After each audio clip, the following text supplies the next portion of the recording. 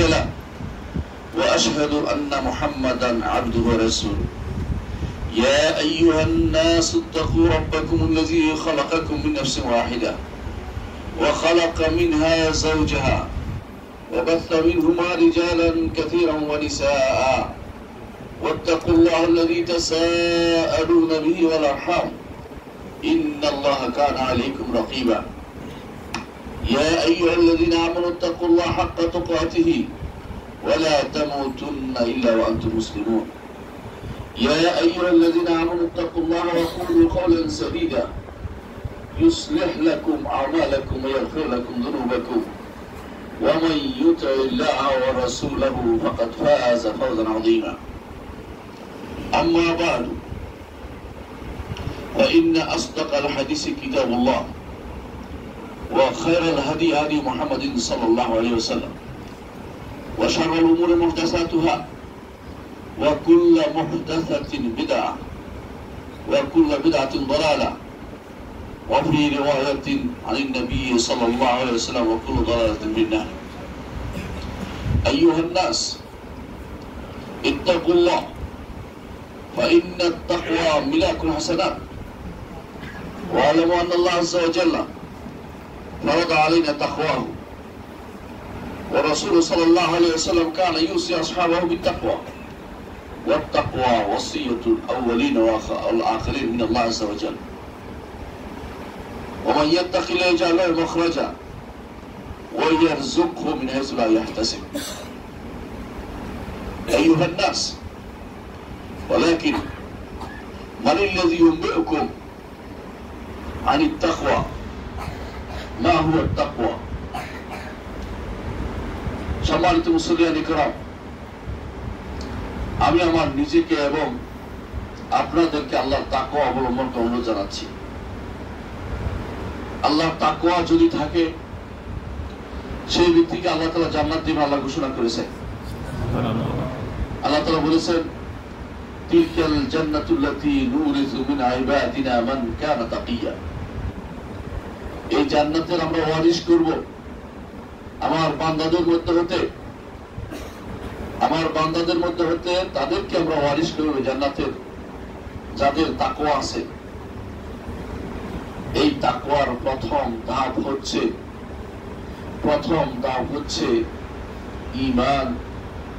ঈমান পরিশুদ্ধ করা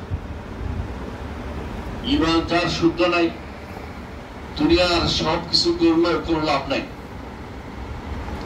ঈমান যার শুদ্ধ নাই অনেক ভালো মানুষ অনেক সময় দেখা যায় মানুষের হক খায় না অনেকে বলে মানুষের হক খাই না অনেকে বলে এটা মানুষের হক খাই না আমি খুব ভালো মানুষ কিন্তু ঈমান তো নাই এটা খেয়াল করে না ঈমান না থাকলে মানুষের হক না খাইলেও কোনো লাভ হয় না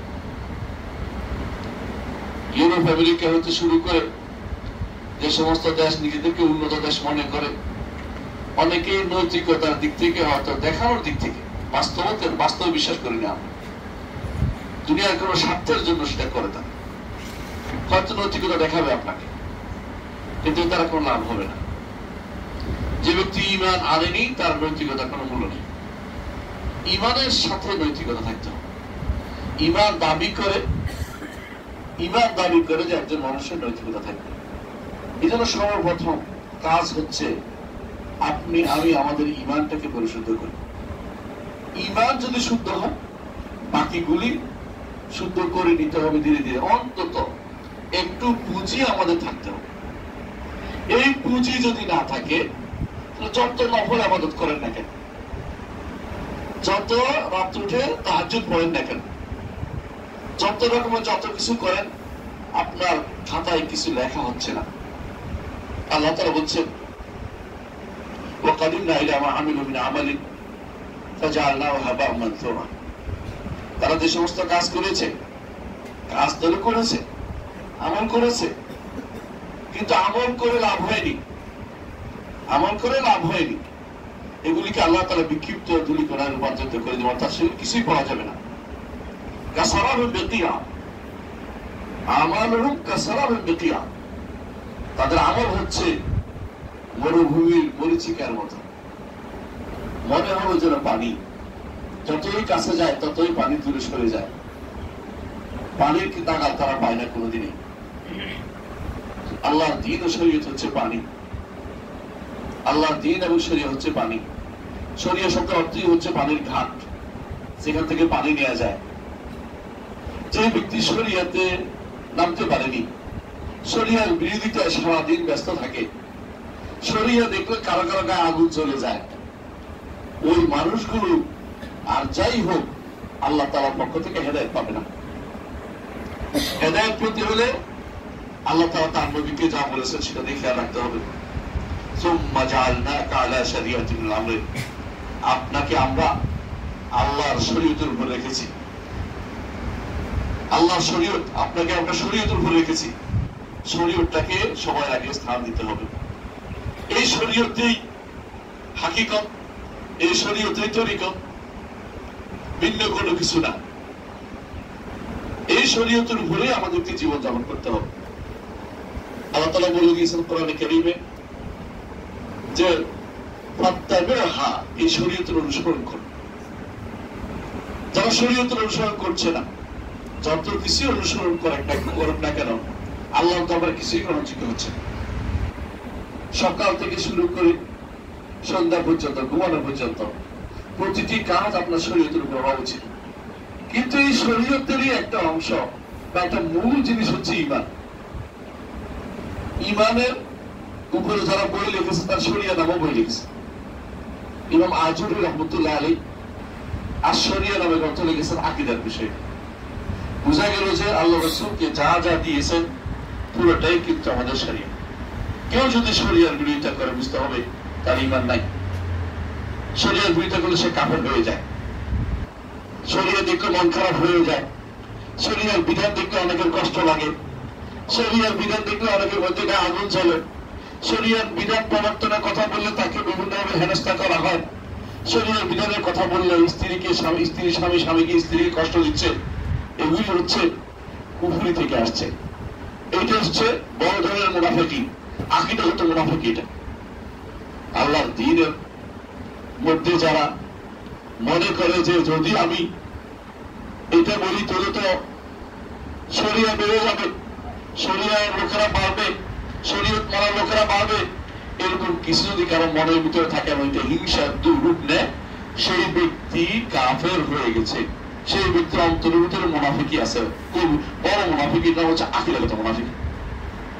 আপনারা জানেন যে আকীদাগত মুনাফিকি হচ্ছে এটা, কেউ যদি এক নম্বর হচ্ছে কেউ যদি আল্লাহ তাআলা এবং তার রাসূল যা নিয়ে এসেছে, রাসূল যা নিয়ে এসেছে, রাসূল আল্লাহ তাআলা যা দিয়েছেন এইটা যত শরীয়তটাকে কেউ যদি কোনো অপছন্দ করে, এক, কেউ যদি ঘৃণা করে, দুই, কেউ যদি মনে করে যে আল্লাহ রাসূল যা নিয়ে এসেছেন এর থেকে অন্য কিছু আরো বেশি ভালো, তিন, কেউ যদি মনে করে যে এটাকে যে কোনো মূল্যে অবজ্ঞা করতে হবে, চার, কেউ যদি মনে করে যে শরিয়ার বিরুদ্ধে চললে এটা মজা লাগে তার কাছে, বুঝলেন কিনা? শরিয়ার বিরুদ্ধে কারা চলে? যারা মনে করে তার মেয়ে মুখ খুলে চলা, কাপড় খুলে চলা ভালো, সে ব্যক্তি আর ইমানদার, তার ইমান ভাইয়ের ভিতরে নাই। মুখে সলিমুদ্দিন কলিমুদ্দিন নাম থাকতে পারে অনেকের কাছে, কিন্তু ইমান কিন্তু নাই। কেন নাই? কারণ তার অন্তরের ভিতরে কুফরিকে ভরে বসেছে।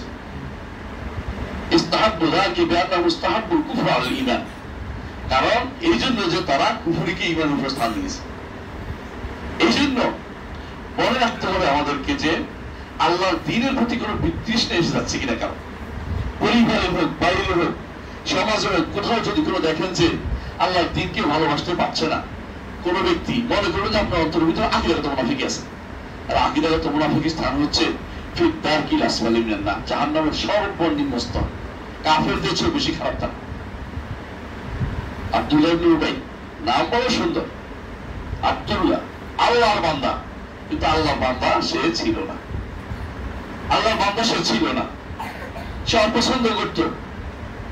বলতো যে যখন আসছিল তারা তাবুক থেকে, যাচ্ছিল তারা তাবুকে, সে শুধু উল্টাপাল্টা কথাবার্তা বলেছে। তারা কি বলেছে?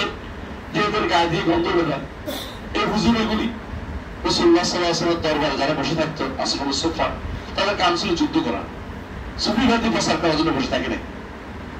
তারা কাম ছিল আল্লাহর দ্বীনের প্রচারের জন্য বিভিন্ন জায়গায় যাওয়া, দাওয়াতের কাছে ব্যস্ত হওয়া। সেগুলো 70 জন গেছেন দাওয়াতের কাছে, ও চোখের সব কালো সেই ইতিহাস জানে, কিন্তু তারা এটা পছন্দ করতো না। বলতো আমাদের কোরআরা, আমাদের যারা কোরআ কারি সাহেবরা আছে, ওদের শুধু চিন্তা হয়েছে পেটটা কেমনে ফুরাবে। এই কথা বলার কারণে আল্লাহ তাআলা আয়াত নাযিল করলেন, লা তাস্তাহজিউ লা তা'তাযিরু ক্বাদ কাফারতুম বা'দা ঈমানিকুম। ওজর পেশ করার সময় নেই, ওজর গ্রহণ করবেন না আপনি, এরা ঈমানের ভয়ে কাফের হয়ে গেছে। খেয়াল করেছেন? শুধুমাত্র যারা আল্লাহর দ্বীনকে ভালোবাসে, আল্লাহর দ্বীনের জন্য কর্মকাণ্ড করেন, ওদেরকে ঘৃণা করলে পর্যন্ত মানুষ কাফের হয়ে যায়। সেখানে যারা আল্লাহর দ্বীনকে বাস্তবায়ন করতে পছন্দ করে না, আল্লাহর শরীয়তকে দেখতে চায় না, ওদের জায়গায় কোথায় হতে পারে আপনারা চিন্তা করে দেখুন। প্রিয় ভাইরা, প্রতিটি মানুষের দুনিয়া ক্ষতিগ্রস্তের মধ্যে আছে। আমার কথা আল্লাহ তাআলা বলেছেন, ইন্নাল ইনসানা লাফি খুসর। তবে ক্ষতিগ্রস্ত থেকে মুক্ত হতে হবে, 4টা কাজ করতে হবে। আপনারা নিজেরাও জানেন, আমি শুধু মনে করে দিচ্ছি। 1 নম্বর হচ্ছে ঈমান আনতে হবে, 2 নম্বর আমলে সালেহ করতে হবে, 3 নম্বর হচ্ছে হকের দাওয়াত দিতে হবে, 4 নম্বর হচ্ছে সবর করতে হবে। প্রিয় ভাইরা, এই কথাগুলো বলা যত সহজ, বাস্তব কিন্তু তত সহজ না। কেন সহজ না বলে দিই। এই ঈমানের জন্য মুহাম্মদ রাসূলুল্লাহ সাল্লাল্লাহু আলাইহি ওয়াসাল্লাম সারাটা জীবন ব্যয় করেছেন। এই ঈমানের জন্যই তিনি প্রথম 13টি বছর রাষ্ট্রবাদই দৌড়াইছেন, তো রাষ্ট্র ছিল না। অনেকে মনে করে রাষ্ট্র হওয়ার পরে তারপর যাব, এটা ভুল। আগে আপনি মানুষের অন্তর রাজ্যে প্রবেশ করার চেষ্টা করুন, অন্তর রাজ্যে ঈমান ঢুকানোর চেষ্টা করুন। অন্তরের ভিতরে যা ঈমান ঢুকেনি, বাইরে ঈমান ঢুকাতে পারবেন না। জোর করে কতক্ষণ ঢুকাবেন, কিছুক্ষণ পরে এটা বেরিয়ে যাবে, উগলাই দিবে। প্রথম দায়িত্ব হচ্ছে আপনাকে ঈমানটা বিশুদ্ধভাবে ঢুকছে কিনা পরীক্ষা করে দেখা। আপনার ঈমান বিশুদ্ধ হয়েছে কিনা পরীক্ষা করে দেখা। বেশিরভাগ মানুষের কাছে ঈমান হচ্ছে বিশ্বাস। ঈমান তো শুধু বিশ্বাস নয়, ঈমান অর্থ বিশ্বাস বেশিরভাগ মানুষ মনে করে। ঈমান শুধু বিশ্বাসের নাম নয়, ঈমান হচ্ছে অন্তরে, মুখে এবং কর্মকাণ্ডে স্বীকৃতি দেওয়া নাম হচ্ছে ঈমান। ঈমান হচ্ছে অন্তরের 2টি আমলের নাম। 1 নম্বর হচ্ছে অন্তরের কথা, সেটা হচ্ছে অন্তরের মধ্যে শাহাদাতু লা ইলাহা ইল্লাল্লাহ ওয়া আন্না মুহাম্মাদুর রাসূলুল্লাহ ধারণ করা। এটা ঈমানের প্রথম কাজ। দ্বিতীয় কাজ হচ্ছে অন্তরে আমল করা। অন্তরের আমল কি? অন্তরের 2টা, একটা বলছি মুখে, তাকে অন্তর আমল। অন্তর আমল কি? অন্তর আমল হচ্ছে আল্লাহকে ভয় করা, আল্লাহকে ভালোবাসা, আল্লাহর উপর তাওয়াক্কুল করা, আল্লাহর উপর ভরসা করা, এই এমনকি আল্লাহর সাথে সম্পর্ক তৈরি করা, এইগুলি হচ্ছে অন্তরের আমল। অন্তরের আমলগুলো আপনাকে আল্লাহর জন্য যদি না করতে পারেন তাহলে আপনি শিরক করেন। মুখে বলে লা ইলাহা ইল্লাল্লাহ, ভরসা করেন হুজুরের উপরে, অথবা কোন নেতার উপরে, অথবা গজার মাছের উপরে, তাই না? অথবা এই সত্যি আরো যারা আছে উপরে ভরসা করলেন, আপনি কিন্তু কাফের হয়ে গেছেন, আপনি ঈমানদার নয়। ঈমানদার নয়, অন্তরের আমল করছেন আপনার জন্য। অন্তর আমল কার জন্য হতে হবে? আল্লাহর জন্য হতে হবে, আল্লাহর জন্য হতে হবে। 2টা অন্তরে, একটা অন্তরে আমল হচ্ছে, একটা অন্তরের কথা বলছে, 2টা লাগবে। অন্তরের বিষয় যেটা না, এই 2টা আপনার লাগবে প্রথমেই। তারপরে মুখের 2টা জিনিস লাগবে। মুখের প্রথম কাজ হচ্ছে মুখে আপনি স্বীকৃতি দেবেন আশহাদু আল্লা ইলাহা ইল্লাল্লাহ ওয়া আশহাদু আন্না মুহাম্মাদার রাসূলুল্লাহ। এটুকুই যথেষ্ট না। মুখের আমল আছে। মুখের আমল কি? সুবহানাল্লাহ, আলহামদুলিল্লাহ, আল্লাহু আকবার, লা ইলাহা ইল্লাল্লাহ, লা হাওলা ওয়া লা কুওয়াতা ইল্লা বিল্লাহ, কোরআন তেলাওয়াত, এই জাতীয় এমনকি দ্বীনের পাঠ পঠন সবকিছু মুখের আমল অন্তর্ভুক্ত। এগুলি সব ঈমানের অন্তর্ভুক্ত। তো 4টা জিনিস বলেছি। আর 5 নম্বর জিনিস লাগবে, সেটা কি? সেটা অঙ্গ প্রত্যঙ্গের আমল। অঙ্গ প্রত্যঙ্গের আমল হচ্ছে সালাত, যাকাত, সাওম, হজ। অঙ্গ প্রত্যঙ্গ এবং আর্থিক আমলের সাথে জড়িত। এগুলি সবই একমাত্র আল্লাহর জন্য হতে হবে। এই 5টি জিনিস কোন রকমের ছাড় হয় না। 5টি জিনিসে ছাড় বলতে বোঝাচ্ছে এটা, ছাড় বলতে বোঝাচ্ছে এটা। আপনি হয়তো মনে করতে পারেন কিছু তো হয়েছে না, কিছু হলে হয়নি। ওযু করতে গেলে যদি কোনো কেউ হাত ধুলে মুখ ধুলে কিন্তু মাথা মাসাই করে অত যেমন হয় না, ইমানের 5টি অংশ পরিপূর্ণ না পাওয়া গেলে ইমান হয় নাই। হ্যাঁ, কমে যায় কাফের হয়ে যায়নি, পার্থক্য এখানে আছে একটুকুই। কিন্তু কোনো কোনো জিনিস চলে গেলে ইমানও চলে যায়, কোনো চলে যাওয়ার অবস্থা হলে ইমানও চলে যায়। যদি অন্তর থেকে বিশ্বাসের অংশটা চলে যায় এবং অন্তর থেকে বিশ্বাসের অংশটা অন্য কাউকে দেওয়া হয়, আমলটা অন্য কাউকে দেওয়া হয়, এবং আমলই বলে যে আমলটা আল্লাহর জন্য অন্যকে খুশি করার জন্য বেশি, ইমান কিন্তু চলে গেছে, ইমান হওয়ার জন্য এই জন্য এই 5টি জিনিসকে যথাযথভাবে জানতে হবে। এই 5টি জিনিসের জন্যই নবীরা এসেছেন। একটু খেয়াল করুন দলিল কোথায় পাবেন। দলিল রাসূলুল্লাহ সাল্লাল্লাহু আলাইহি ওয়াসাল্লাম তিনি বলেছেন আল ঈমান বিদুন ওয়া সিত্তুনা শুবা, ঈমানের রয়েছে 60টি শাখা। তাহলে ঈমান শাখা বিশিষ্ট, শাখাওয়ালা। যে জিনিস কাণ্ড আছে, কাণ্ড কেটে দিলে কমে যায়, আর কাণ্ড বাড়লে সেটা বেড়ে যায়। এই জন্য ঈমান বাড়ে ও কমে। এই জায়গায় হেরে গেছে আপামর গোষ্ঠী আমাদের দেশে। তথাকথিত হুজুররা বলে ঈমান বাড়ে না, কমে না। কেন?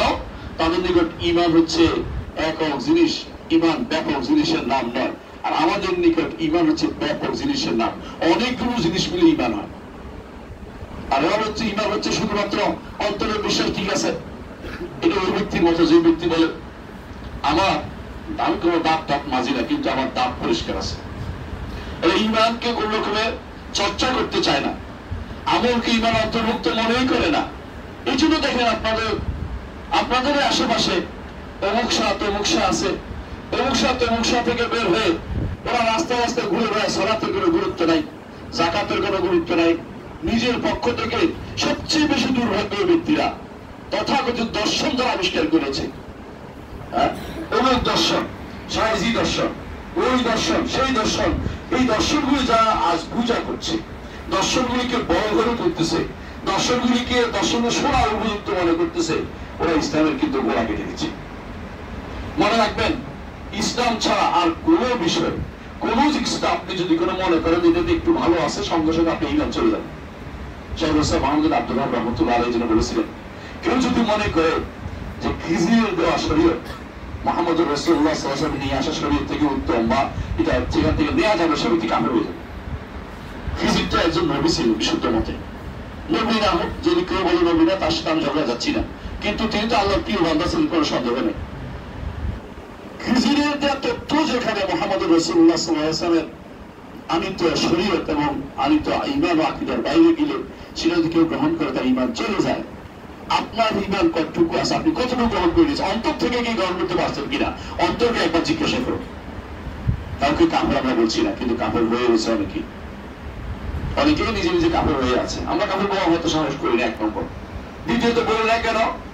কারণ কিছু শর্ত এবং কিছু বাধা দূরীকরণ করতে হয়, শর্ত পূরণ করতে হয়। এই জন্য কাউকে তাৎক্ষণিক দায়িত্ব আমাকে দেওয়া হয়নি, কিন্তু আমরা আইনের ব্যাখ্যা দেওয়ার অধিকারী, শরীয়ত পড়েছি বলেই অধিকারী। আইন যেমন কথা বলতে পারে, আইনের কথা সবাই পড়তে পারে, বলতে পারে, পড়াইতে পারে, আমরাও আল্লাহর শরীয়তের কথা বলতে পারি, বলবো। এই কাজ করলে কাফের হবে। কোন ব্যক্তি কাফের হয়ে গেছে নিজে চিন্তা করে দেখুন। আর যদি মনে করেন যে আমার কথা আপনার পছন্দ হচ্ছে না, শরীয়তের কথা পছন্দ হচ্ছে না, আপনি কার কাছে যাবেন সিদ্ধান্ত নিন। আমরা তো আল্লাহর কাছে ফিরে যাব, তার কাছে যাওয়ার আগে তার জন্য আমল করে দিতে হবে। ওই আমলটা করে দেবো যে আমলটা আখিরাতে কাজে লাগবে, কিন্তু এমন যেন না হয় কুল হাল নাবিউকুম বিল আখসারিনা আমালা আল্লাযিনা দাল্লা সাইয়ুহুম ফিল হায়াতিদ দুনিয়া ওয়া হুম ইয়াহসাবুনা আন্নাহুম ইউহসিনুনা সুনআ। এমন যেন না হয় সারা দিন আমল করেছেন, সারা বছর আমল করেছেন, মৃত্যু পর্যন্ত আমল করেছেন, শেষ পর্যন্ত যাই দেখবেন যে আপনার আমল নামায় কিছুই নেই, শুধু গুনাহ আর গুনাহ। কারণ যা করেছেন যে আল্লাহর দরবারে সেটা একটু গ্রহণ করা হয় নাই। আমিলাতুন নাসিবা তাসলা নারান হামিয়া, আমল করেছে, পিঠ বাঁকা করে হচ্ছে, কিন্তু আগুনের মধ্যে জ্বলতে হচ্ছে। তাসলা নারান হামিয়া, জ্বলবে সে উত্তপ্ত আগুনে। কেন? তার ঈমানটা শুদ্ধ হয়নি। আমি অনেককে বলি, ঈমান শুদ্ধ করার প্রথম কাজ হচ্ছে আল্লাহ সম্পর্কে ঈমানটা শুদ্ধ করা। এই জায়গাতেই সবাই হয়ে গেছে। ঈমানের অর্থের ভিতরে যেমন হাসছে, আল্লাহর উপর ঈমান কিভাবে আন্তরিত হয়ে গেছে অনেক মানুষ। ঈমানের আল্লাহর উপর ঈমানের 3টা অংশ আছে। আল্লাহকে রব মানতে হবে, আল্লাহকে রব মানতে হবে। কথায় তো সবাই গান হিসাবে আল্লাহ আমার রব, এইভাবে গানও গায় অনেকে দেখি, কিন্তু বাস্তবে কিন্তু আল্লাহকে রব মানার কথাটা একটু কঠিনই আছে। আল্লাহকে যদি রব মেনে থাকেন, রব অর্থ কি? তিনি আপনার স্রষ্টা, তিনি আপনার মালিক, তিনি আপনার পরিচালক। যদি তাই হয়ে থাকে রব, তাহলে আপনাকে সৃষ্টি করেছেন আল্লাহ, তারই ইবাদত করতে হবে। আল্লাহ এটাই বলেছেন, ইয়া আইয়ুহান নাস উবুদু রাব্বাকুম আল্লাযী খালাকাকুম ওয়াল্লাযীনা মিন ক্বাবলিকুম লাআল্লাকুম তাত্তাকুন। তাকওয়ার অধিকারী হতে হলে ঈমানদাররা ওই আল্লাহর ইবাদত করে যে আল্লাহ তোমাদেরকে সৃষ্টি করেছেন। আমরা কি আসলে আল্লাহর ইবাদত করছি? এই তাপ নিয়ে যত রকমের কথা উঠতেছে, গরম নিয়ে ইত্যাদি নিয়ে, আমরা তো মানে শুধু দোষ দিচ্ছে মুখে, কিন্তু আমরা কি একবার চিন্তা করেছি যে এটা আল্লাহর পক্ষ থেকে আমাদের জন্য পরীক্ষা হতে পারে? এই পরীক্ষা আমাদেরকে টিকে দিতে হবে, আমরা যেন তওবা করে ফিরে আসি আল্লাহর দিকে। এটা কি একবার চিন্তা হচ্ছে আমাদের? না। হয়তো কোনোদিন হয়তো দেখবেন কোনো ব্যক্তি দাঁড়িয়ে বলছে যে আমরা গরমকে প্রতিহত করে ফেলেছি। আল্লাহ তারা যখন ছাড় দেন তখন মানুষ নিজেকে সেটা ক্রেডিট নেওয়া চিন্তা ভাবনা করে। বহু মানুষকে আমরা এরকম দেখেছি। করোনা যখন আসছিল সে কি কান্না, সে কি অবস্থা, যখন চলে গেল সবাই আমরা প্রতিহত করেছি। আল্লাহর বিরুদ্ধে নামা এর চেয়ে বড় শক্তিশালী কথা কি হতে পারে? প্রতিহত করার কোন ক্ষমতা কারো থাকলে এতদিনে করতে পারতো। আল্লাহ যখন বৃষ্টি না দিয়েছে ততক্ষণ পর্যন্ত সেটা কমে নাই কিছু। মানুষ মুখ দিয়ে যত কথাই বলে এগুলো আল্লাহর কাছে হিসাব দিয়ে করতে হবে। মা ইয়ালফিযু মিন কাওলিন ইল্লা লাদাইহি রাকিবুন আতীদ। আপনি আমি অনেক কথাই বলি, মনে করেন যে সেটা কি আর লেখা হচ্ছে নাকি? না, আল্লাহ বলছে সব লেখা হচ্ছে। আল্লাহ সেগুলোকে যথাযথভাবে পালন করেছেন। কিন্তু তারা ভুলে গেছে, কিন্তু এই ভুলে শুধুমাত্র যদি নিজের উপর সীমাবদ্ধ থাকতো তাহলে কথা ছিল, কিন্তু এখন তো এই ভুল নিজের উপর সীমাবদ্ধ থাকছে না। অনেকের কথা দ্বারা লক্ষ লক্ষ মানুষ বিভ্রান্ত হচ্ছে, লক্ষ লক্ষ মানুষ নাস্তিকতার দিকে চলে যাচ্ছে। আপনি কি মনে করেন না যে এর বোঝা তাকে বহন করতে হবে? আল্লাহ তাআলা যেন কোরআনে কারীম বলেছেন, ওয়ালা ইয়াহমিলুনা আথকালান ওয়া আথকালান মা আথকালিহিম। তারা কিছু বোঝা বহন করবে, এর সাথে আরো কিছু বোঝা তারা বহন করবে, কারণ তারা না জেনে অন্যদেরকে পথভ্রষ্ট করে দিয়েছে। ইউদুল্লুনা বিগাইরি ইলমিন, তাদেরকে না জেনে পথভ্রষ্ট করেছে, ওদের বোঝা কিন্তু বহন করতে হবে। দুনিয়ার বুকে আপনি হয়তো একজনকে বলছে একটা বেদাতের কথা, এরা তো বেদাতটা আমল করেছে, আপনি মনে করছেন বিশাল সবের কাজ করেছে, যাই দেখবেন যে ওইতে শুরু করে যত মানুষে আমল করেছে তত মানুষের গুণে আপনার আমল নামা যুক্ত হয়ে গেছে, গুণে যুক্ত হয়েছে, সব যুক্ত হয়নি। রাসূলুল্লাহ সাল্লাল্লাহু আলাইহি ওয়াসাল্লাম বলেছেন যে দুনিয়ার বুকে প্রথম যে হত্যা হয়েছিল আদমের প্রথম সন্তান কাবিল, এই জন্য সে হত্যার পর দেখিয়েছে বলে জগতের বুকে যত অন্যায় হত্যা হবে সমস্ত অন্যায় হত্যার গুণা কাবিলের আমল নামে লেখা হয়ে যাবে। কেন সে অন্যায়ের পথ দেখিয়েছে? এই জন্য এটাই আমাদেরকে দ্বিতীয় জায়গা বলতে পারছে ঈমান অবশ্যই আমরা শুদ্ধ করতে হবে। অন্য জায়গায় কেন? আমি অন্যায় ভাবে অথবা ভুল তথ্য দিয়ে কাউকে ঈমানটা নষ্ট করতে পারি না। ঈমানটা আমাকে শুদ্ধ করতে হবে। কিভাবে করতে হবে? ঈমানের কথা আমাকে বলতে হবে যে সব ঈমান ব্যাপক জিনিসের নাম, একটা জিনিসের নাম নয়, ব্যাপক জিনিসের নাম, একক জিনিসের নাম নয়। রাসূলুল্লাহ সাল্লাল্লাহু আলাইহি ওয়াসাল্লামকে জিজ্ঞাসা করা হয়েছে, ইয়া রাসূলুল্লাহ, কোন আমল সবচেয়ে উত্তম? কোন আমল সবচেয়ে উত্তম? রাসূল বলেছেন, আল্লাহু তাআলা রাসূলুহু ঈমান আনা। ঈমান আনা তো আমল। রাসূল তো কেন বলেন ঈমান আনা আমল? রাসূল বলছেন, আমি বলছি রাসূল বলছেন ঈমান আনা আমল, আর আপনি বলছেন আমল ঈমানের অংশ না। যে ব্যক্তি বলবে আমল ঈমানের অংশ না, সে ব্যক্তি তো প্রথম জায়গাতে হেরে গেছে, ভুলে গেছে, সে ভুল করে ফেলছে। এখানে আল্লাহকে রব হিসেবে মানতে হবে। আমরা বলছিলাম আল্লাহকে যদি মালিক মানেন, আপনার মালিক কেউ হতে পারে না, উপরস্থ অফিসার হতে পারে না, আপনার মালিক কোন রাজা বাদশাহ হতে পারে না, আপনার মালিক কিন্তু আল্লাহ। আর মালিকের দাসত্ব করা হচ্ছে কাজ, দাসের কাজ। দাস মালিকের কোনো কথার উপরে কোন রকমের প্রশ্ন করার অধিকার রাখে না। এই জন্য আল্লাহ তাআলা বলছেন লা ইউসআলু আম্মা ইয়াফআলু ওয়া হুম ইউসআলুন, তিনি কি করছেন এ ব্যাপারে প্রশ্ন করা যাবে না। তোমাদেরকে প্রশ্ন করা হবে, তাদেরকে প্রশ্ন করা হবে, অর্থাৎ দাসদেরকে প্রশ্ন করা হবে কি করেছে। মনিবের প্রশ্নের উত্তর দিতে মনিব তার প্রশ্নের মনিবকে কোনো প্রশ্ন করা যাবে না।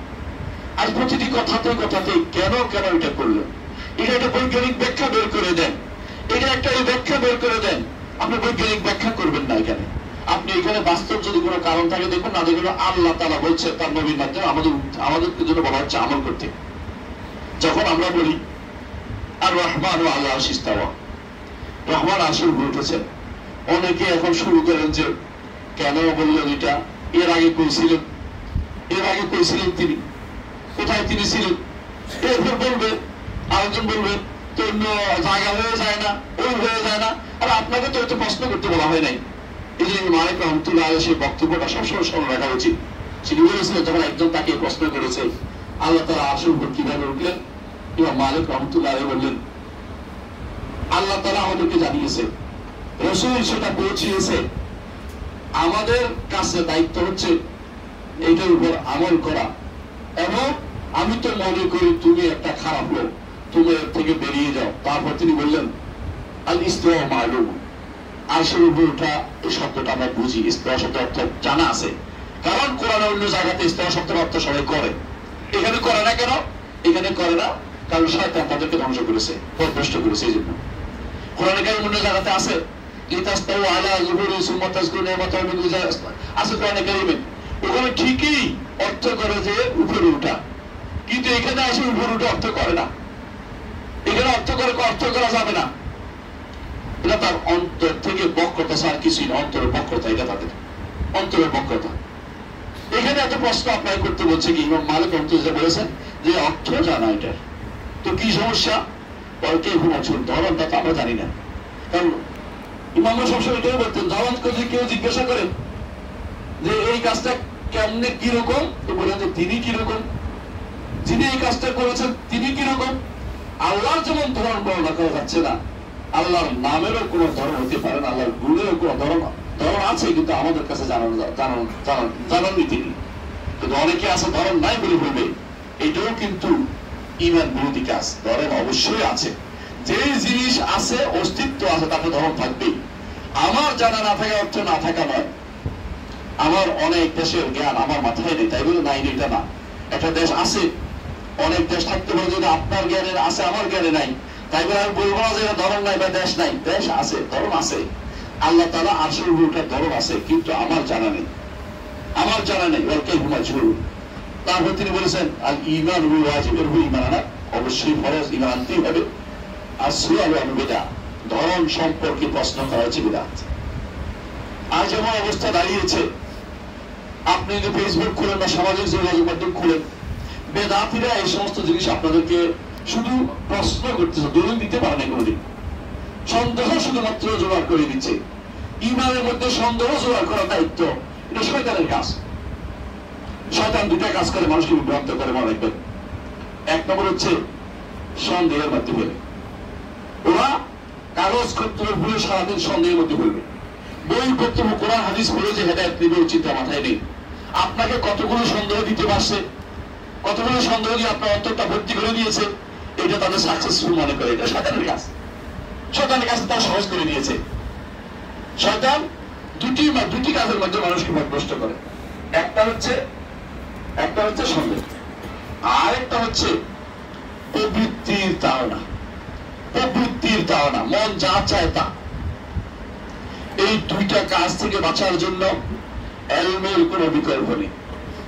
এই দুইটা কাজ হচ্ছে বাঁচার জন্য দ্বীনি ইলমের কোনো বিকল্প নেই।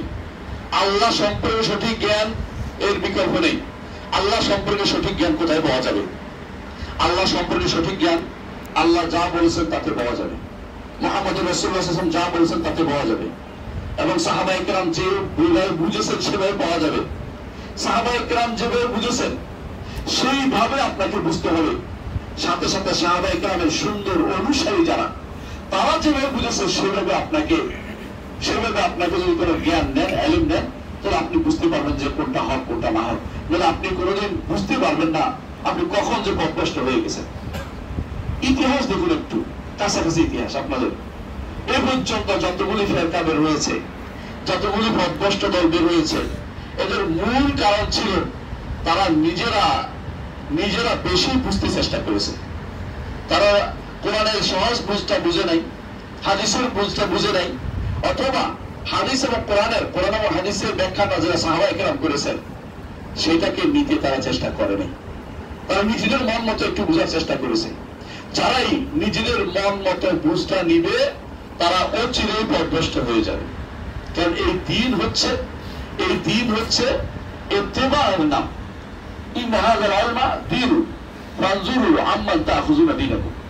ইবনে সিরিন রাহমাতুল্লাহ আলাইহি বলেছেন, এই ইলমটা হচ্ছে দিন, এই জ্ঞানটা হচ্ছে দিন, এই পুরো শরীয়তটা হচ্ছে দিন। যেটাই শিখে ফানজুরু আম্মান তাখুযুনা দীনাকুম, কার থেকে তোমার দ্বীনের ইলম নিচ্ছে একটু দেখে নাও। হাদিস, এটা হাদিস হিসেবে আসছে, হাদিস সনদ দুর্বল, কিন্তু এটা মাকালা হিসেবে বিশুদ্ধ মুহাম্মদ ইবনে সিরিন থেকে এসেছে। তিনি তাবেঈ ছিলেন, তার থেকে এসেছে, মুহাম্মদ ইবনে সিরিন থেকে। এবং এটা কমপক্ষে 8-9 জন তাবেঈ থেকে এসেছে এবং কয়েকজন সাহাবী থেকে দুর্বল সনদে এসেছে এই বাক্যটা। এর অর্থ হচ্ছে আপনি আমি যদি বিশুদ্ধ দ্বীন নিতে হয়, বিশুদ্ধ ঈমান নিতে হয়, তো বিশুদ্ধ রূপকে অভ্যস্ত হন। আল্লাহর দুনিয়াতে সাহাবায়ে কেরাম হচ্ছে বিশুদ্ধ কেউ ছিল না এবং হতে পারে না। সাহাবায়ে কেরামের চেয়ে বিশুদ্ধ কেউ কোনদিন হবে না। যারা সাহাবায়ে কেরামের উপরে দোষ দিচ্ছে, খারাপ কথা বলছে, এরা শিয়াদের অনুসারী, এরা পথভ্রষ্ট হয়ে গেছে, এরা 72 ফেরকার ভিতরে পড়ে গেছে। সাহাবায়ে কেরামের যদি কোনো সামান্যতম জায়গায় কেউ দোষ দেখে, দোষ দেয়, মুআবিয়া রাদিয়াল্লাহু আনহুর কোনো দোষ দিবে, সে ব্যক্তি 72 ফেরকার ভিতরে চলে যাবে। আমি নাম ধরে বললাম মুআবিয়া রাদিয়াল্লাহু, কারণ এর উপরে আক্রমণটা একটু বেশি হয়। মুআবিয়া রাদিয়াল্লাহু আনহুর মায়ের উপরে কেউ দোষ দিলে 72 ফেরকার বাইরে চলে যাবে। মুআবিয়া রাদিয়াল্লাহু বাবার উপরে কেউ দোষ দিল, 72 ফেরকার বাইরে চলে যাবে, মানে 72 ফেরকার চলে যাবে। ঈমান তার নরবর হয়ে যাবে, মানহাজের থেকে বাইরে চলে যাচ্ছে সে। এর অর্থ হচ্ছে যে কেউ সাহাবায়ে কেরামের মত থেকে একটু সরে গেছে সে পথভ্রষ্ট হয়ে গেছে। কাদারীরা পথভ্রষ্ট হয়ে সময় হয়েছে, সাহাবাদের বুঝে বাইরে চলে গেছে। জাবারীরা মত পথভ্রষ্ট হয়ে সময় হয়েছে যখন তারা সাহাবাদের বুঝের বাইরে চলে গেছে, তবে ওই সময় তারা বেরিয়ে গেছে। শিয়ারা খারেজিরা সাহাবায়ে কেরামের বুঝের বাইরে চলে যাওয়ার পরে পথভ্রষ্ট হয়েছে। এই জন্য তাদের বিরুদ্ধে খলিফাতুল মুসলিমিন যুদ্ধ করেছেন, আলী ইবনে আবু তালিব যুদ্ধ করেছেন। জিজ্ঞেস তারা কাফের, বলে কাফের না। তোর বোঝা গেল যে যারা পথভ্রষ্ট মানহাজের অধিকারী তাদের বিরুদ্ধে রাষ্ট্রপ্রধানের দায়িত্ব, যুদ্ধ করা তাদের দায়িত্বের ভিতরে পড়ে। কারণ যাতে করে হক থাকে, হকটা সবসময় প্রকাশিত থাকে, আর বাতিল যেন স্থিমিত হয়ে যায়। এই যে প্রত্যেকের দায়িত্বের উপরে কথা বলা, যার যেটুকু ক্ষমতা আছে অতটুকু বলা। আপনার কথা বলার ক্ষমতা নেই, ঘৃণা করার ক্ষমতা আছে। কারণ এটা হচ্ছে আল-বুগদুফিল্লাহ, আল্লাহর জন্য কাউকে ঘৃণা করা, কারণ সে বাতিলকে প্রমোট করছে। আপনি হাত দিয়ে বলতে পারছেন না, আপনি সে ক্ষমতা নেই, হাত দিয়ে কিছু করতে পারছেন না, মুখ দিয়েও বলতে পারছেন না, অন্তর দিয়েও যদি কোনো আপনার সেটা ঘৃণা না থাকে, তাহলে অন্তরের মধ্যে আপনার অন্তরের মধ্যে ঈমান অবশিষ্টতা নাই। আমার কথা না, মুহাম্মদ রাসূলুল্লাহ সাল্লাল্লাহু আলাইহি ওয়াসাল্লাম সেটা বলেছেন। আপনি দেখছেন আপনার চোখের সামনে এমন কিছু কাজ হচ্ছে, তারপরে যেগুলো আপনি জানেন যে শরীয়ত এলাও করে না, তারপরে আপনি তার সাথে আপনার কি হয়, উঠা বসা হয়, চলাফেরা হয়, বন্ধুত্ব হয়, তার সাথে আপনার খাওয়া দাওয়া হয়, তার সাথে আপনার সব কিছু হয়, দলীয় কার্যক্রম চলে, বিভিন্ন দলীয়। আপনি মনে করেন যে আপনি মনে করছেন এমনি আপনি ঈমান নিয়ে আসেন, আপনার ঈমানের মধ্যে ত্রুটি এসে গেছে। যে কোনো সময় আপনার ঈমানটা ধীরে ধীরে ধীরে এমন একটা সময় আসবে ঈমান আর একটু অবশিষ্ট থাকবে না।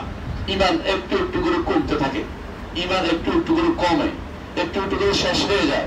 আপনারা জানেন যে মুহাম্মদ রাসূলুল্লাহ সাল্লাল্লাহু আলাইহি ওয়াসাল্লাম বলেছেন যে ঈমান যে কমে, প্রমাণটা দিচ্ছি যে এমন একটা সময় আসবে জাহান্নামে শুধুমাত্র এমন লোকেরা থাকবে যাদেরকে কেউ সুপারিশ করছে না, যাদের অন্তরে একটু ঈমান আছে, একটুই না, অর্থ হচ্ছে ঈমান কিন্তু বাড়ে কম, বেশি কম হয়। একটু ঈমান আছে, তখন একমাত্র রব্বুল আলামিন জানেন যে এদের ঈমান ছিল। তখন তিনি, যেহেতু অন্যরা তাদেরকে বলতে থাকবে তোমাদের ঈমান আনে কি লাভ হইল, তোমার ঈমান আনে কি লাভ হইল, আমরা ঈমান আনি নাই, আমরা জানবো, তোমরা জানবে। রব্বুল আলামিন এটা করতে দিবেন না।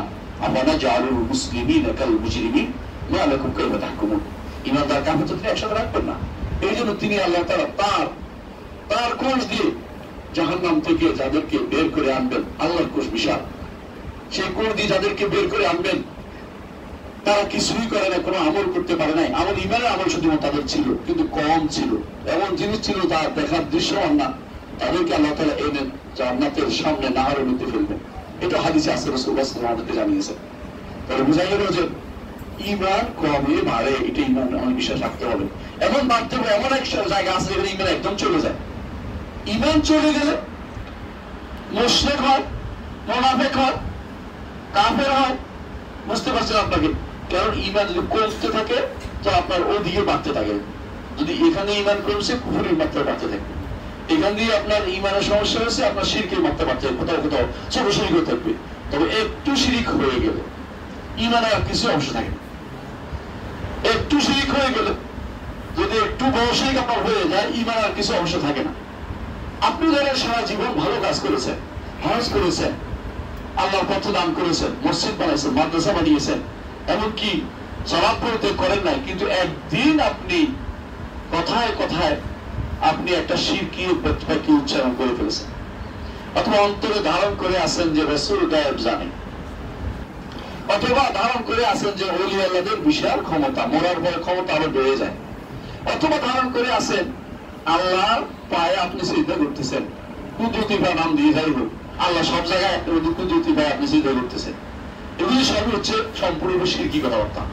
এগুলি কোনটাই যদি আপনার অন্তরে থাকে, আপনার হজের কোনো মূল্য নাই। আপনার হজের কোনো মূল্য নাই। কেন মূল্য নাই?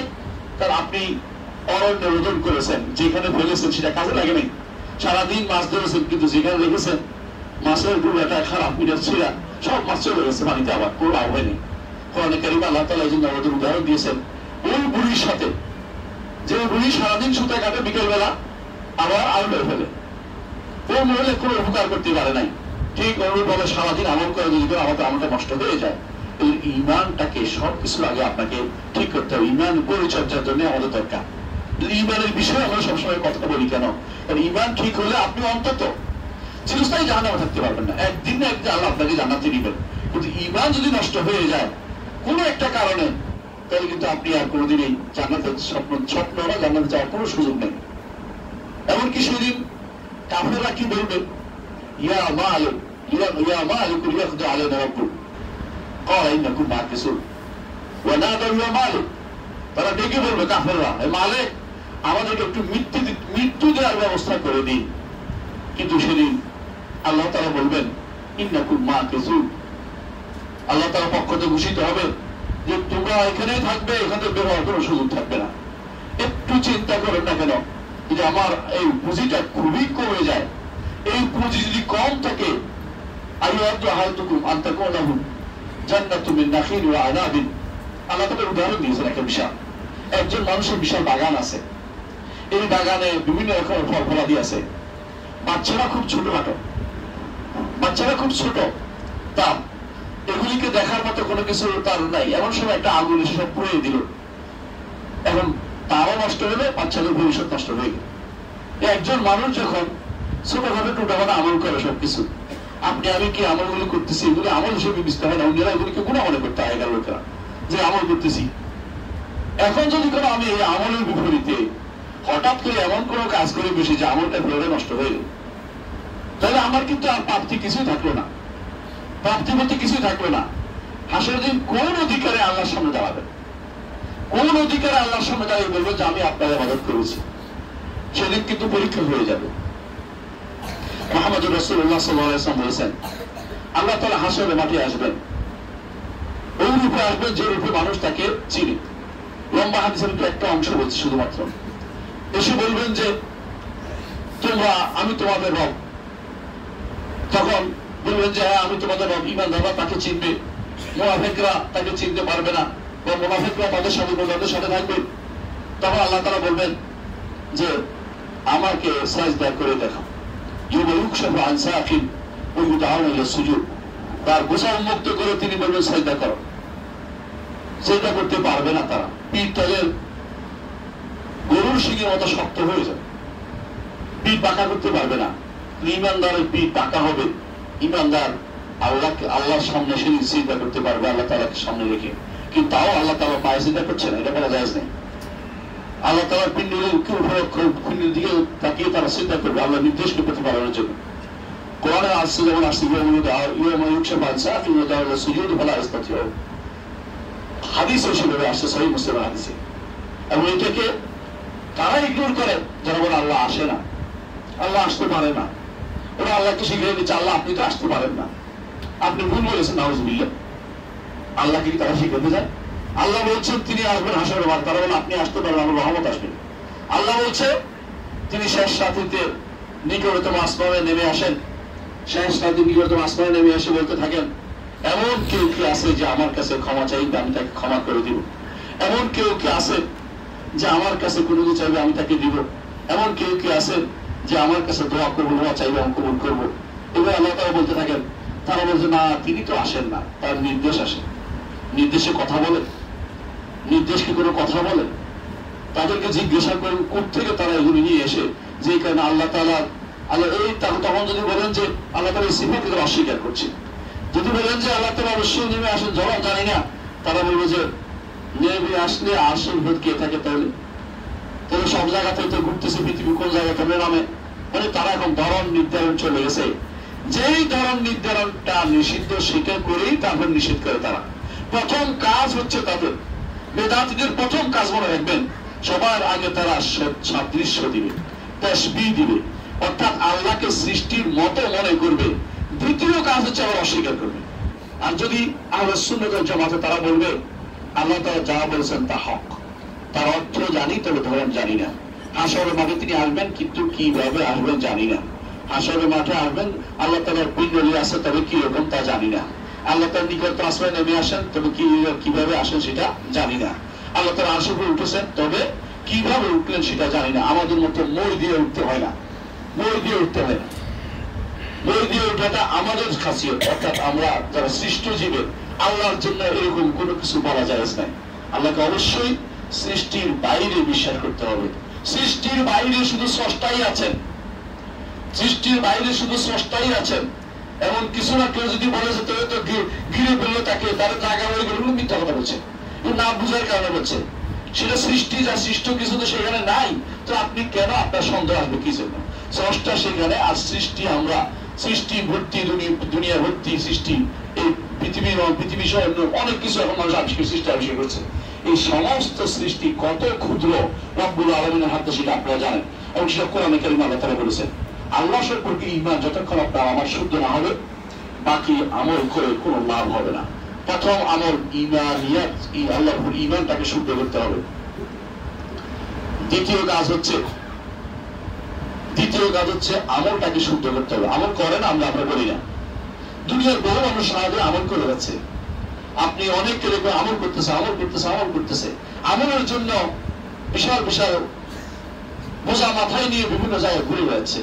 আমলের জন্য অনেকে জান দেওয়ার জন্য রাস্তার পাশে দাঁড়িয়ে জীবন দিয়ে দিচ্ছে। আমল করার জন্য মনে করছে বিশাল কিছু করে ফেলতেছে।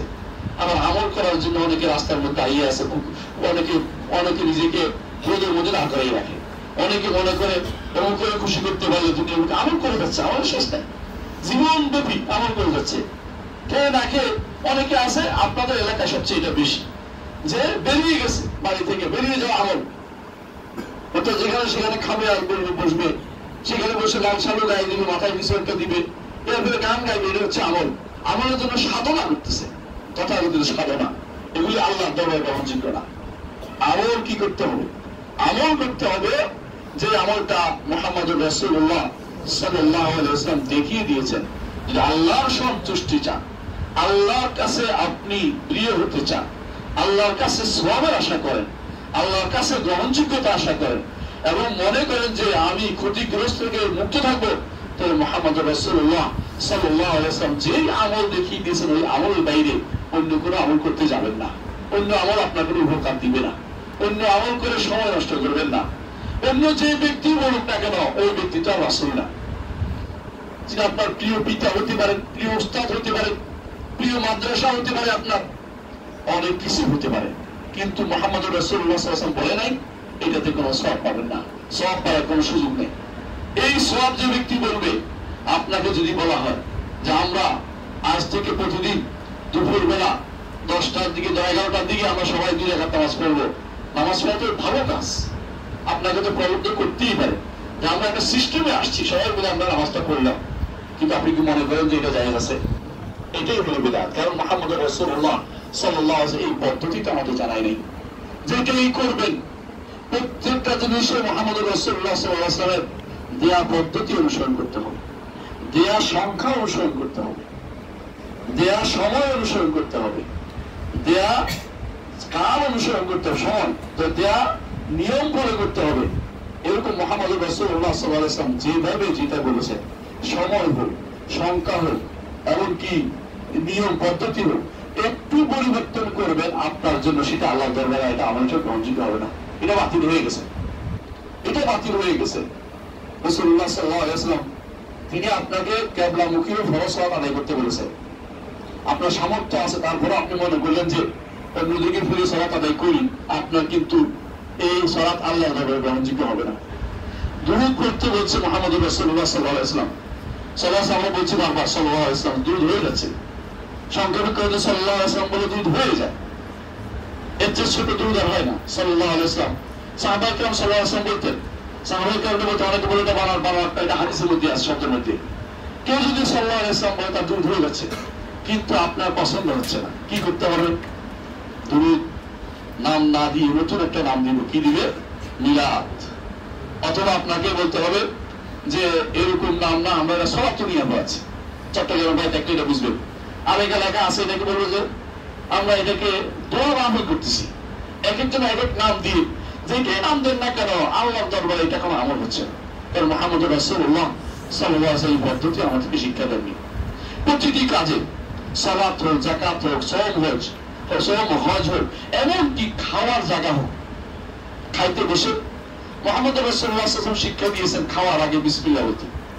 আপনি বলেন বিসমিল্লাহ ওয়া আলা বারাকাতিল্লাহ, এটা কথা তো ভুল না, কথা তো শুদ্ধ, কিন্তু আপনি এটা বলার কারণে মুহাম্মদ রাসূলুল্লাহ সাল্লাল্লাহু আলাইহি ওয়াসাল্লাম আদর্শ থেকে চ্যুত হয়ে গেছেন, আপনার এটা গ্রহণযোগ্য হয়নি, সবের জায়গায় গুনাহ লেখা হয়েছে, কারণ আপনি অন্যায় প্রচার করতেছেন। আমাদের এই সমস্ত যে মাদ্রাসাগুলি আছে, আপনি আজকে জায়গা দেখেন প্রত্যেকটি মাদ্রাসায় পড়াচ্ছে বিসমিল্লাহ ওয়া বারাকাতুল্লাহ পড়াচ্ছে, ছাত্রদেরকে মুখস্থ করাচ্ছে, ইয়াং জেনারেশনকে নষ্ট করছে, ছোট বাচ্চাদেরকে নষ্ট করছে। আপনি কি মনে করেন এটা আল্লাহ তাআলা কবুল হচ্ছে? কখনো না।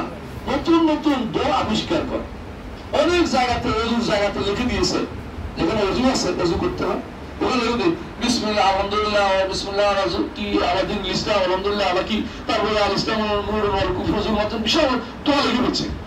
ওই দোয়া আপনাকে ওযুর দোয়া কে শিক্ষা দিল? ওই ওযুর দোয়া আপনাকে কে শিক্ষা দিল? ওই জন্য অনেকে ভয় পায়, ওযুর দোয়া জানি না, কিসের নামাজ পড়বে, ওযুর দোয়া জানি না। আপনি যে কঠিন করে হয়েছে তার জন্য সালাতটাকে আপনি আমল কে শিক্ষা দিয়েছে, এমন এমন নতুন আমল দিয়েছে, মানুষ বিপদে ভরে দিয়েছে। নাওয়াইতু আন উসাল্লি লিল্লাহি তাআলা রাকাতা সালাতে, তুমি কে শিক্ষা দিল? রাকাতে সালাত রাকাত মুখস্থ করা কঠিন। একজন মানুষ যে সাধারণ মানুষ জানে না, তার জন্য সালাত রাকাত না রাকাতে সালাত কিছু বুঝবেন তার মাথার ভিতরে নাই। কে এটা আবিষ্কার করে দিল?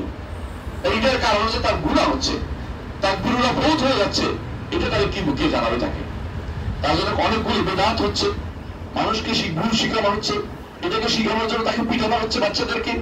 এরপরে আবার এটা যখন পড়তে গেছে, আমি আমার এক দাদাকে দেখতাম, আমার আব্বা পড়াচ্ছেন নামাজে নিয়ত বেড়ে তিনি নামাজ পড়া যাচ্ছেন, উনি নামাজটা ঠিক করতে করতে উনি রুকু পার হয়ে গেছে। আমি বলতাম যে কি শুরু করছেন আপনি? কারণ নিয়ত ঠিক না হলে নামাজ হয় না, নিয়ত ঠিক করতেছে এখন, বুঝলেন তো? অনেকে দেখছি, একজন এরকম আরো মানুষ দেখছি, দেশের বাইরে দেখছি, বাংলাদেশ সহ থাইল্যান্ডের এক ছেলেকে দেখেছিলাম, সে হাত দিয়ে এরকম করতো, হয় নাই, আবার শুরু করছে, হয় নাই, আবার শুরু করছে, কারণ তার নিয়ত হচ্ছে নিয়ত ঠিক করতে হবে, নিয়ত আসে না, মুক্তি আসেনি, মুখে আর অন্তরে মিলতেছে সেইটা। এগুলি কে শিক্ষা দিয়েছে? মুহাম্মদ রাসূলুল্লাহ সাল্লাল্লাহু আলাইহি ওয়াসাল্লাম এই পদ্ধতিতে কোনদিন আমাদের শিক্ষা দেননি। তিনি, আপনি তো জানেন যে আপনি কোন সালাতটা করতেছেন নির্ধারণ করে মনে মনে, তারপর আল্লাহু আকবার, শেষ। সহজ জিনিসটাকে কঠিন করে ফেলছে।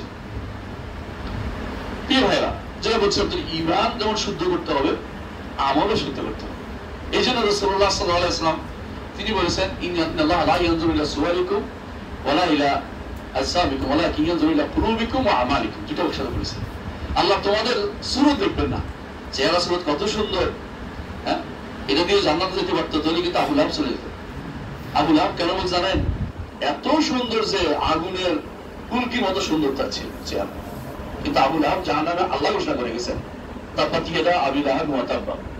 আবু জাহালের তো রাসূল বলেছেন, কিন্তু আবু লাহাবটা আল্লাহ ঘোষণা করে দিয়েছেন যে জাহান্নামে যাবে। সুতরাং জাহান্নাম চেহারা সুরত দিয়ে সুন্দর দিয়ে জান্নাতে যাওয়া যাবে না ততক্ষণ পর্যন্ত আপনার আর বাকিটা সূত্র না হয়। বুঝে আসছে কথাটা? চেহারা সুরত দিকে আল্লাহ তাকান না। নইলে তথাকথিত ব্যবসাগুলো রাস্তাঘাটে ব্যবসাগিরি করতেছে আর বিশেষ করে স্টার নাম দিচ্ছে, এই মানুষগুলো যারা এই খারাপ কাজগুলো, এগুলি সংস্কৃতি মানা। আর কুষ্টিয়া আপনাদের দেশটা সংস্কৃতির দেশ। কিসের সংস্কৃতি? এখান থেকে যত ওই হারাম গায়িকা বের হচ্ছে, যত এগুলি দিয়ে যুবকদেরকে ধ্বংস করছে, এগুলির একটি অংশ যখন মাথায় ঢুকে, আল্লাহ দ্বীনের একটা অংশ মাথা থেকে চলে যাচ্ছে, কারণ হারাম ঢুকতেছে। তো এটা প্যারামিটারের মতো, একদিক দিয়ে বাড়লে একদিক কমে যায়। এদিক দিয়ে ইমান যদি কমে, ওদিক দিয়ে কুফরি শিরিক এবং মুনাফিকি বাড়তেছে, কোনো সন্দেহ নেই। আর আপনাদের এখান থেকে যত বেশি কিছু মানুষ আছে, যত বেশি প্যাট্রোনাইজ করতে পারে, তত তাদের কাছে বেশি খুশি লাগে। আপনাদের ওই মসজিদ আজ কুষ্টিয়াতে এখনো হয় নাই। আপনি কি মনে করেন না কুষ্টিয়ার মানুষ সবকে ফকির? কুষ্টিয়ার মানুষ ফকির না। কুষ্টিয়ার মানুষ গানের একটা অনুষ্ঠান হয়, আপনি আজকে দেখবেন কুষ্টিয়াতে কয়েক কোটি টাকা পড়ে গেছে, মানুষ এমনি দিয়ে দিছে, এমনি দিয়ে দিছে। কিন্তু আপনাদের মসজিদ হওয়ার জন্য কুষ্টিয়ার মানুষ আসবে না, কারণ ইমানিয়াত কম। যে ইমানের জন্য তাদের সে টান নাই। ইমানের জন্য টান থাকতে হবে আগে যে আমি আমার রবের কাছে ফিরে যাব, আমি আমার রবের কাছে ফিরে যাব। সকালে বিকালে মুহাম্মদুর রাসূলুল্লাহ সাল্লাল্লাহু আলাইহি ওয়াসাল্লাম আমাদেরকে দুটি জিনিস শিখিয়ে দিতেন। একটা হচ্ছে যে তার কাছেই আমাদের পর্দা করতে হবে, রাতের বেলা এটা বলতে হয়। আর তার কাছেই আমরা চলে যাব নুশুর, এটা সকালবেলা বলতে হয়। সকালবেলা আর রাতের দুইটা দোয়ার মধ্যে ভিন্ন ভিন্ন দুইটা দোয়ার মধ্যে এটা আছে। তাহলে বোঝা গেল যে আল্লাহর কাছে প্রত্যাবর্তন জিনিসটা মাথায় রাখতে হবে আমাকে। আমলের ক্ষেত্রে এমন আমল কেন করে যে আমলটা আমার আখিরাতে বিপদের কারণ হবে। আল্লাহ তাআলা কোরআনে কারীমে যেন বলেছেন, মাসায়ুনফিকুনা সুম্মা তাকুনু আলাইহিম হাসারাতান ইয়াউমাল কিয়ামা। এরা যে হারামে জায়গা পয়সা খরচ করতেছে, খরচ করবে আর কিয়ামতের দিন আফসোস করে মরবে। কিয়ামতের দিন আফসোস করে মরবে। ইয়াউমা ইয়া'আদু যালিমু আলা ইয়াদাইহি ইয়াকুলু ইয়া লাইতানি ইত্তাখাযতু মা রাসূলি সাবিলা। জালেম সেদিন তার দুই হাত কামড়াতে থাকবে। তখন মানুষ যখন বেশি পেরেশানিতে হয়, তখন আঙ্গুল কামড়ে থাকে, সেদিন হাত কামড়াবে, আঙ্গুল না শুধুমাত্র কামড়ায় শেষ করবে। কি বলবে? ইয়া লাইতানি ইত্তাখাযতু মা রাসূলি সাবিলা। হায় রে, আমি যদি রাসূলের সাথে চলতে পারতাম, রাসূলের পথে চলতে পারতাম। আজ আপনারা যারা, আমরা যারা শরীয়তকে বিরোধিতা করতেছি, রাসূলের পথকে বিরোধিতা করতেছি, আমরা যে আল্লাহর দ্বীনের বিরোধিতা করতেছি, আমরা হারামকে প্রমোট করতেছি, খরচ করতেছি, এই খরচের মধ্যেই বেশিরভাগ মানুষ চলছে। আপনারা জানেন অনেকগুলো ব্যাংক বলেন, প্রতিষ্ঠান বলেন, বিভিন্ন জায়গাতে সিএসআর ফান্ড একটা আছে। ওই ফান্ডগুলো কোথায় তারা ব্যয় করে জানেন? হারাম কাজে ব্যয় করবে। 4000 কোটি টাকা দিবে কোনো খেলার জন্য। ইসলামিক যারা কাজ করে তারাও এই নাম দিয়ে 4000 কোটি টাকা খেলার জন্য দিচ্ছে। 4000 কোটি টাকা যদি কোনো ইসলামিক কাজে ব্যবহার করতেন, বিশ্বাস করুন বাংলাদেশ সমস্ত ছোট ছোট মসজিদগুলো আমাদের ইয়ে হয়ে যেত, পান্ডা হয়ে যেত, এবং অনেকগুলো দাওয়া সেন্টার তৈরি হয়ে যেত, দায়ীদের বেতনের ব্যবস্থা হয়ে যেত।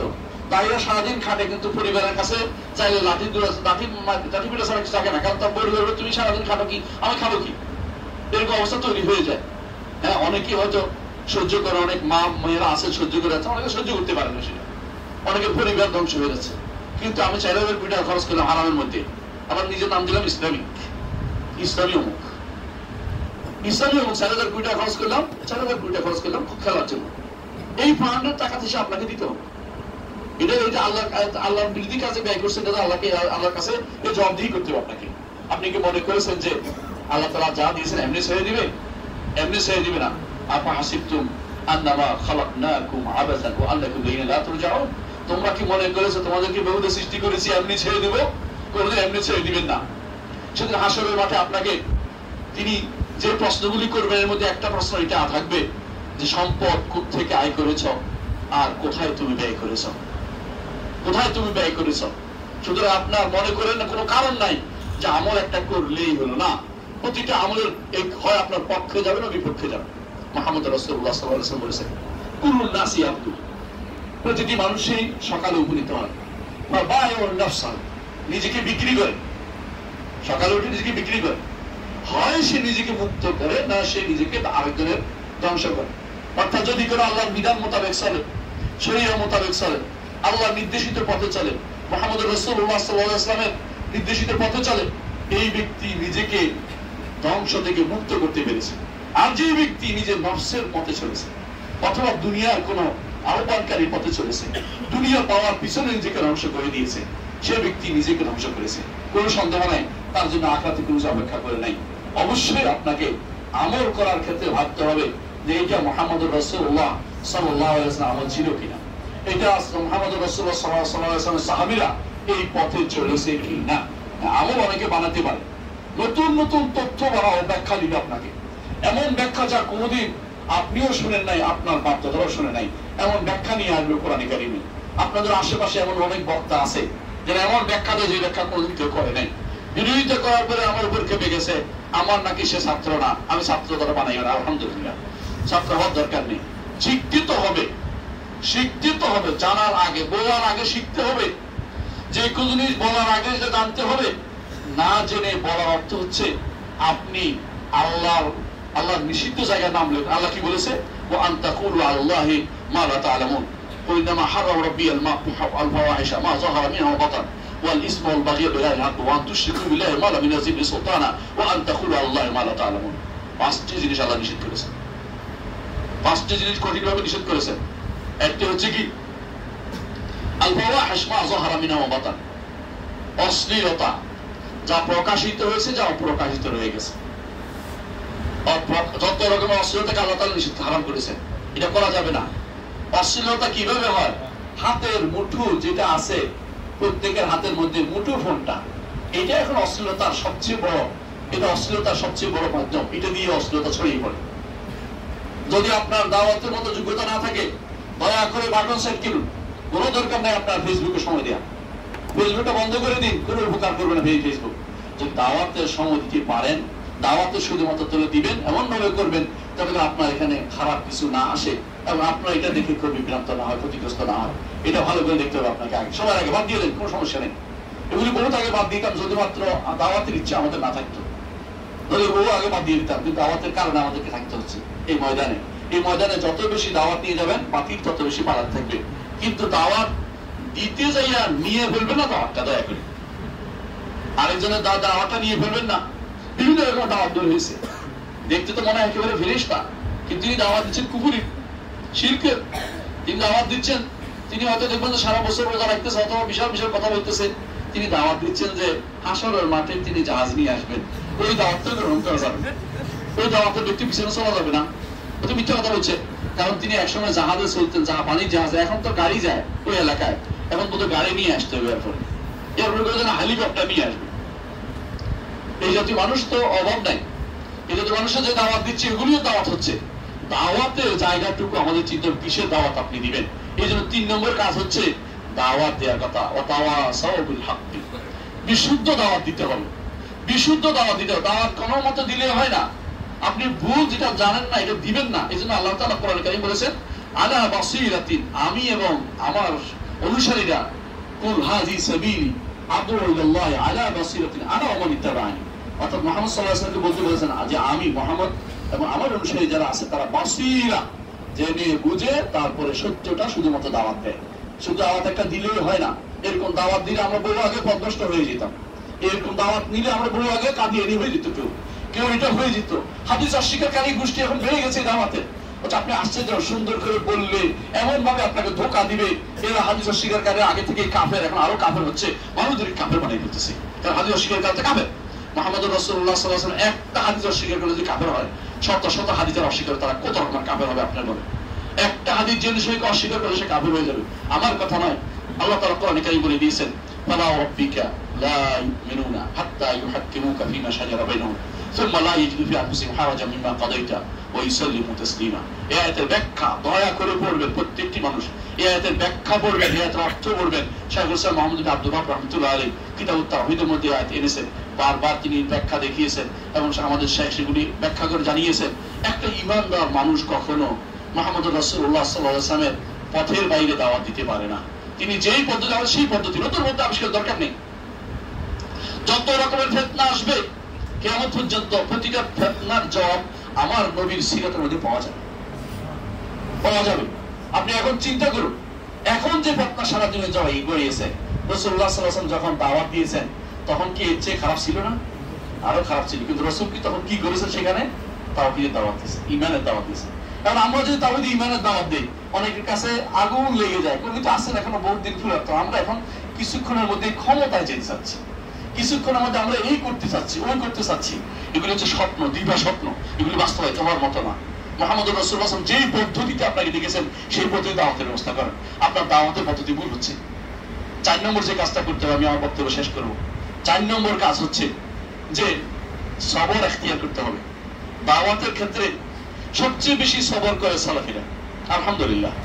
সালফে সানি অনুসারে বেশি সবর করে। অন্যরা কি করে? সুযোগ বুঝে রং পাল্টায়। আপনি বহু মানুষকে দেখবেন এখন রং পাল্টানোর অবস্থায় আছে।